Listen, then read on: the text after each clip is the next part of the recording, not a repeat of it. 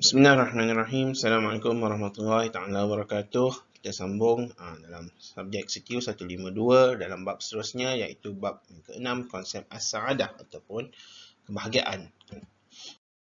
Okey. So apa objektif kita hari ini? Objektif dan CNO kita adalah untuk memahami makna dan tujuan kehidupan. Yang kedua, mengenal pasti konsep dan hakikat kebahagiaan. Seterusnya, menghuraikan perbezaan kebahagiaan antara Islam dan Barat. Dan yang keempat, menilai pengaruh hedonisme dalam masyarakat. Kandungannya, yang pertama kita akan tengok tentang makna dan tujuan kehidupan, seterusnya makna sa'adah dalam Islam, dan seterusnya kita akan tengok tentang budaya hedonisme, iaitu keseronokan versus kebahagiaan. Okey. Semua manusia, ini memang satu fitrah lah untuk kita sebagai manusia, untuk menginginkan satu kebahagiaan, kan? Yang kita panggil sebagai sa'adah kebahagiaan. Tapi manusia itu mempunyai pandangan yang berbeza dalam memahami konsep kebahagiaan, kan? Sebab ada orang bahagia dengan harta, ada orang bahagia dengan ada anak yang ramai contohnya, ada orang bahagia bila dapat makanan, kan? Ada orang bahagia bila dapat pergi konsert K-pop contohnya, kan? Jadi apakah itu maksud kebahagiaan yang sebenar? Okey. So, dalam konteks kita sebagai Muslim, kita nak mencapai kebahagiaan yang sebenar itu apa? Kebahagiaan di dunia dan di akhirat, kan? Kena ada satu doa yang kita selalu baca, Rabbana atina fid dunya hasanah wa fil akhirati hasanah wa qina adzabannar, kan?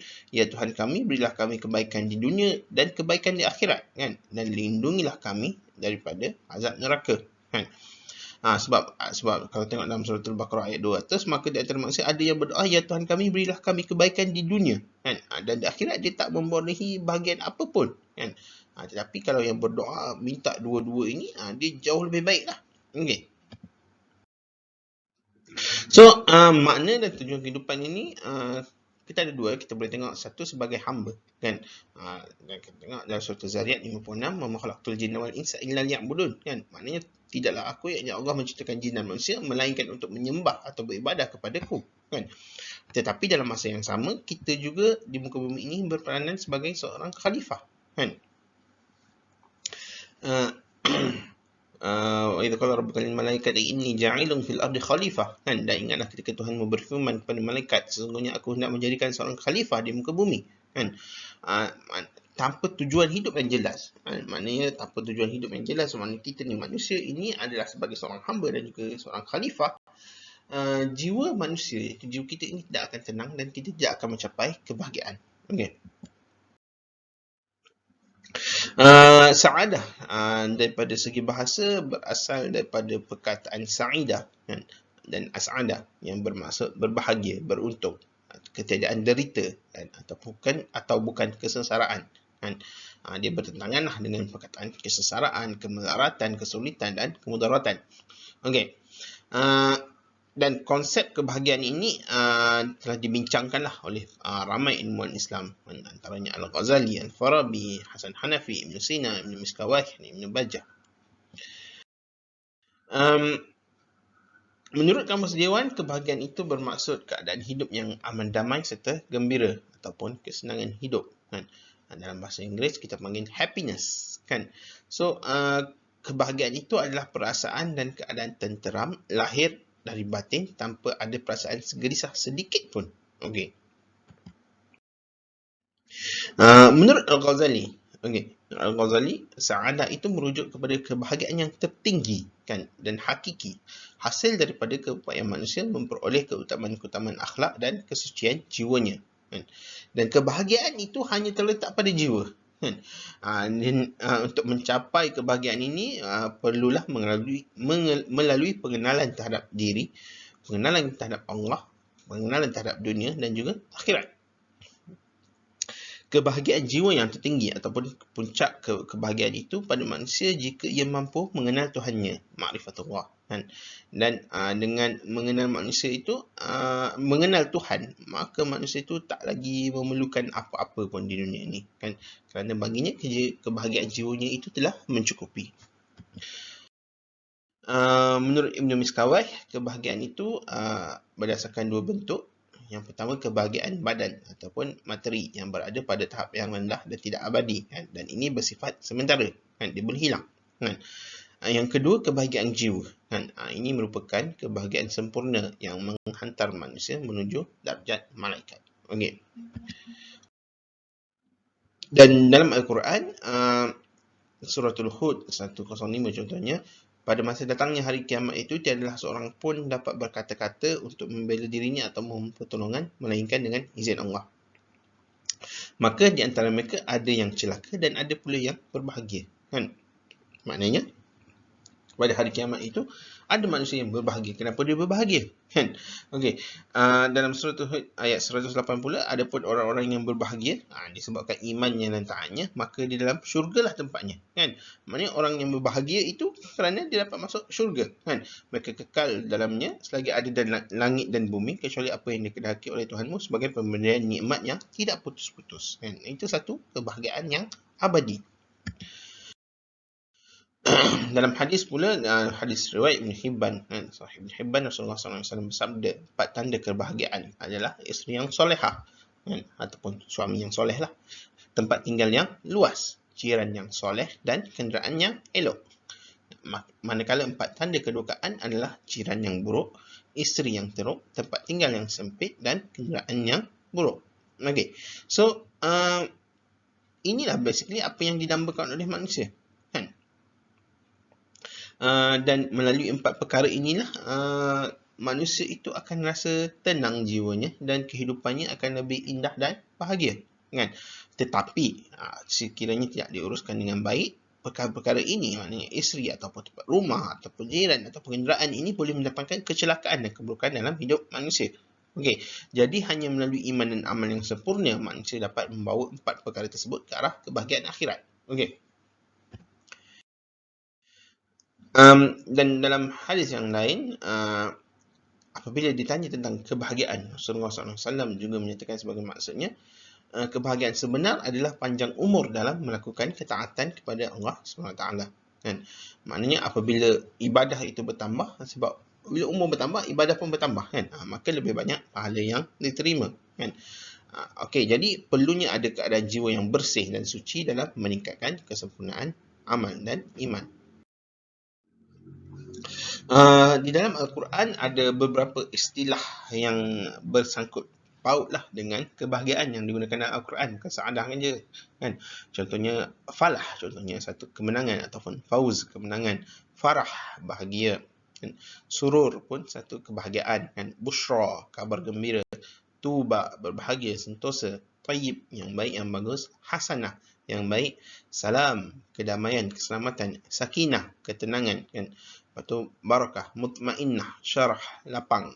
Okey. Ini antara beberapa istilah lain lah yang berkait dengan kebahagiaan dalam Al-Quran. Dalam konteks jiwa manusia ini, kan, ulama membahagikan jiwa manusia itu kepada 3 tingkatan, kan? Yang pertama, nafsul mutmainnah, nafsul lawamah, kan? Dan yang ketiga, al-amaratu bis-su', kan? Okey. So, apa itu nafsul mutmainnah, kan? Yang pertama, nafsul mutmainnah itu adalah dari segi bahasa dia tenang setelah mengeluh dan gelisah. Apa ciri-ciri nafsul mutmainnah dalam Al-Quran? Okay. Dia memiliki keyakinan yang tidak tergoyah terhadap kebenaran. Okey. Yang kedua, memiliki rasa aman, terbebas dari rasa takut dan sedih di dunia dan di akhirat. Okey. Yang ketiga, hatinya tenteram, jiwanya tenang kerana selalu ingat kepada Allah SWT. Okey.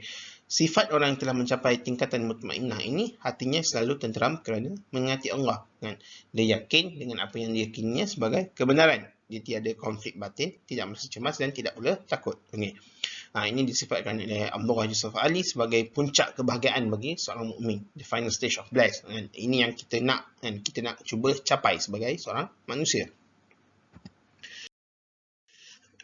Peringkat yang kedua, rendah sikit adalah nafsul lawamah, kan? Menurut Imam Al-Ghazali, nafsul lawamah ini belum memiliki ketetapan, masih goyah, kan?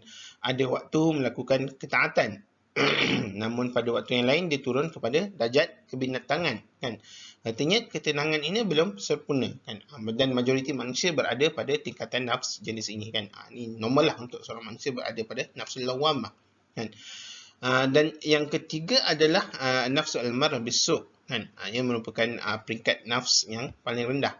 Ghazali menggambarkan bahawa manusia yang jatuh pada nafsu al-marah bisu' ini sesungguhnya dia telah jatuh ke tingkat kebinatangan, kan. Ia suka mengarahkan manusia kepada perbuatan dan perilaku yang dilarang oleh agama, kan. Ini yang kita cuba elaklah, kita tak naklah jatuh kepada nafsu al-marah bisu' ni. Ni. Seterusnya kita nak tengok indikator ataupun petunjuklah kebahagiaan menurut Al-Quran dan Hadis, kan. Ada banyak indikator ataupun petunjuk kebahagiaan menurut Al-Quran dan Hadis, antaranya iman taqwa, mendapat rahmat kurniaan Allah, amal soleh, sabar, tazkiyatun nafs, amar ma'ruf nahi munkar, dan banyak lagi. Okey, jadi kita akan sentuh beberapa. Yang pertama, iman taqwa. Contohnya ini melalui ma'rifatullah, iaitu mengenal Allah, kan.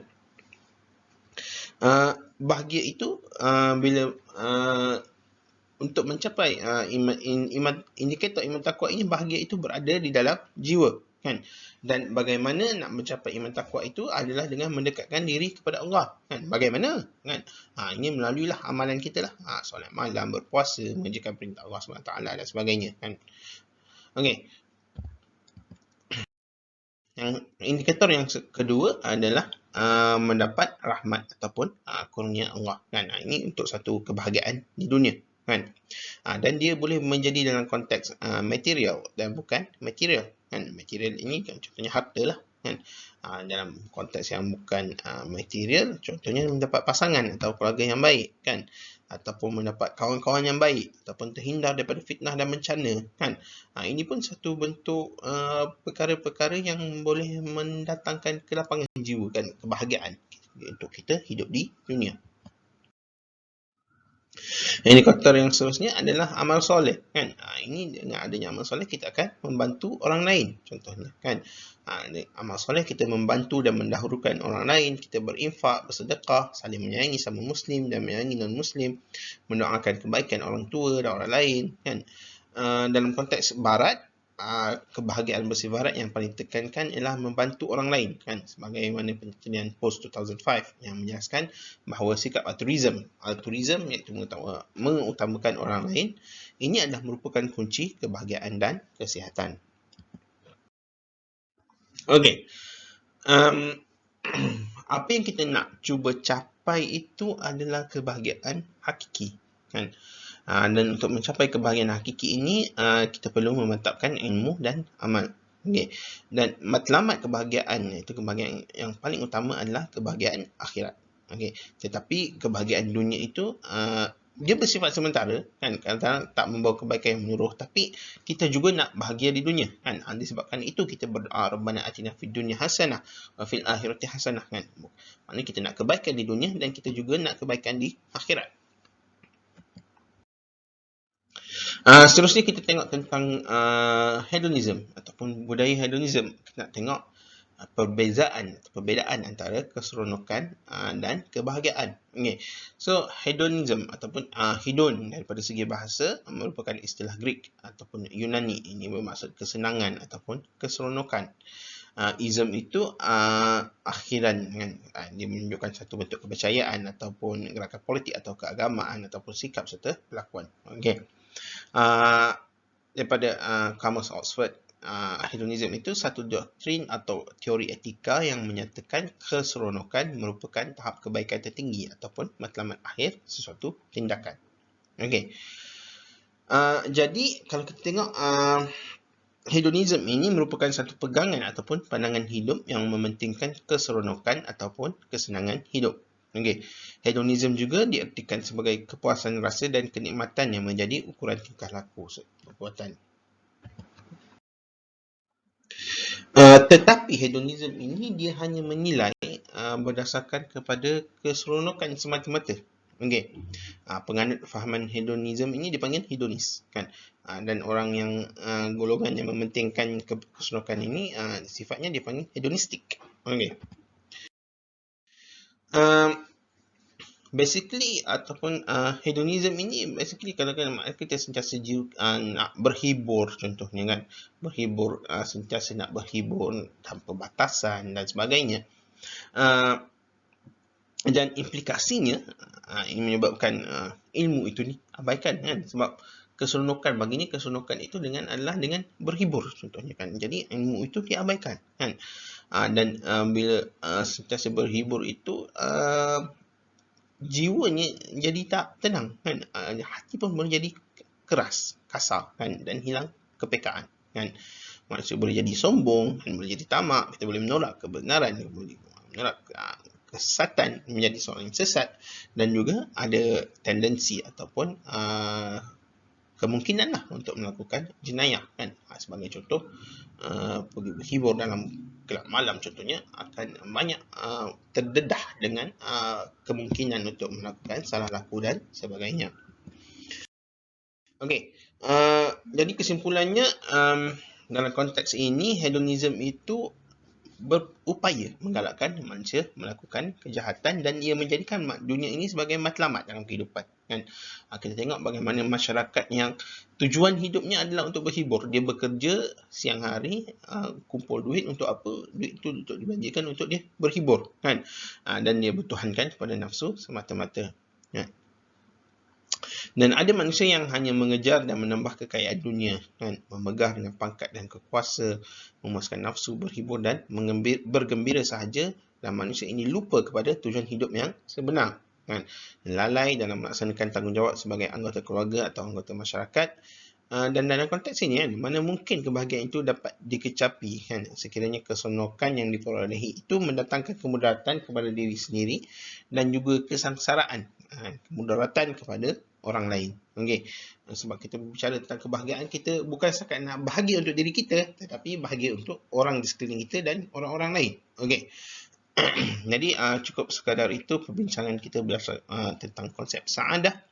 InsyaAllah kita akan sambung dalam topik seterusnya. Assalamualaikum warahmatullahi wabarakatuh.